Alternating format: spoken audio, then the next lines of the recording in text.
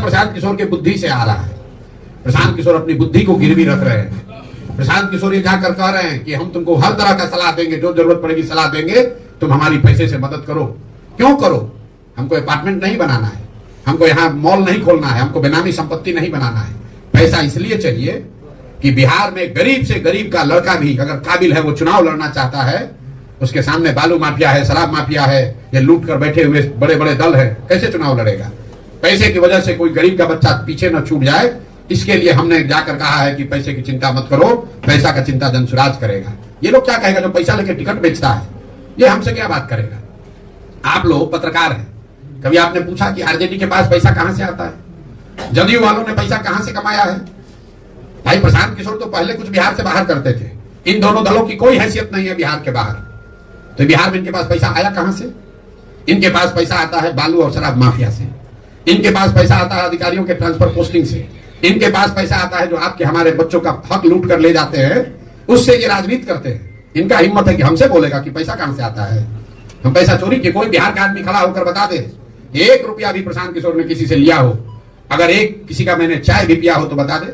लेकिन बिहार के लोगों को ये जरूर बता रहे हैं कि तुम्हारा एक भाई, तुम्हारा एक बेटा तुम्हारे आशीर्वाद से इस जगह पर है, तुम पैसे की चिंता मत करो, अपने बच्चों के भविष्य की चिंता करो, हम तुम्हारे लिए पैसा ला कर देंगे। कैसे नहीं देंगे? ये बिहार, सुनिए एक आंकड़ा याद रखिए, बिहार में पिछले 30 वर्ष में सिर्फ 1200 परिवार के लोग ही सांसद और विधायक बने हैं, चाहे जिस दल के बने, वो चाहे भाजपा का हो, जदयू का हो, नीतीश का हो, कांग्रेस का हो, सिर्फ 1200 परिवार के लोग ही यहाँ सांसद विधायक बने हैं। ऐसा क्यों है? क्योंकि ये समाज में डर बैठा दिया है कि बिहार में राजनीति करना है तो तुम्हारा जात होना चाहिए, बिहार में राजनीति करना है तो तुम्हारे पास पैसा होना चाहिए, बिहार में राजनीति करना है तो तुम्हारे पास बाहुबल होना चाहिए। कोई लालू जी से पूछे, जिस दिन बिहार ने आपको नेता बनाया था, आप कितने बड़े बाप के लड़के थे? कब कहां से पैसा आया था आपके पास? नीतीश जी टाटा बिरला के लड़के थे जिस दिन मुख्यमंत्री बने थे। जब कुर्सी पर बैठ गए उसके बाद लूट कर पैसा भले कमा लिया। समाज ने जिस दिन पैसा उनको नेता बनाया उस दिन उनके पास पैसा नहीं था। तो पैसा पेट्रोल है, गाड़ी अगर आपके पास है तो पेट्रोल चाहिए, लेकिन अगर गाड़ी ही ना हो तो पेट्रोल के कनस्तर पर बैठ के कहां जाइएगा? हम पैदल चल रहे हैं, समाज को जगा रहे हैं, तो समाज पैसे की व्यवस्था भी करेगा। और एक अंतिम बात, कितने लोग इन पार्टियों से आ रहे हैं? अरे छोड़िए किन पार्टी से आ रहे हैं, परेशान हो रहे हैं। मैंने दूसरी पैसे की बात आपने कहीं सुन लीजिए पूरी बात।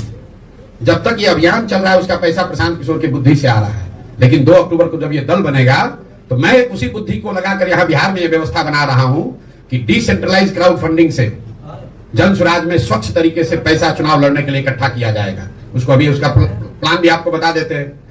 जन स्वराज का लक्ष्य है कि 2 तारीख को जब दल बने तो बिहार के 2 करोड़ लोगों से, याद रखिए 13 करोड़ लोग रहते हैं बिहार में, 2 करोड़ लोगों से 100-100 रुपया लिया जाएगा। मैं ये व्यवस्था बना रहा हूं बैंकों के जरिए। आप मोबाइल से अपने गांव से यहाँ गढ़हनी में, अगियाओं में, भोजपुर आरा में बैठकर आप जन स्वराज को 100 रुपया भेज पाएंगे। अगर 2 करोड़ लोग 100-100 रुपया दे दिए तो जन स्वराज के पास कितना पैसा हुआ? 200 करोड़। 200 करोड़ रुपया चुनाव लड़ने के लिए काफी नहीं है। और 100 रुपया अगर आपको कोई ये विश्वास दिला दे कि 100 रुपया महीने साल का देने से आपको राशन कार्ड के लिए 2000 रुपया नहीं देना पड़ेगा, 100 रुपया देने से बालू शराब माफिया खत्म हो जाएगा, 100 रुपया देने से आपको इंदिरा आवास में 30,000 रुपया नहीं देना पड़ेगा, आपके बच्चों के लिए पढ़ाई बेहतर हो सकती है, तो कौन आदमी 100 रुपया नहीं देगा? आप बताइए। वो व्यवस्था जन स्वराज बना रहा है। इन लोगों को क्या पता चलेगा? 2011 से पहले इनको पता था कि सोशल मीडिया भी कोनो चिड़िया का नाम है जिसका इस्तेमाल चुनाव में भी हो सकता है। इस देश में सोशल मीडिया के बड़े बड़े जो तीरंदाज आज बन रहे हैं, कैमरे पर आपको कह रहे हैं कि सोशल मीडिया का इस्तेमाल भी चुनाव में हो सकता है, राजनीति में हो सकता है। ये गुजरात और महाराष्ट्र के लोगों ने नहीं, इसी बिहार के लड़के ने सिखाया कि इसका भी इस्तेमाल हो सकता है। तो आपको यहाँ करके दिखाएंगे कि कैसे बिहार की गरीब जनता अपने मोबाइल के जरिए अपने घर में बैठकर वो पैसा चंदा इकट्ठा करेगी, जिससे बिहार में एक स्वच्छ राजनीतिक व्यवस्था को बनाने में मदद मिलेगी।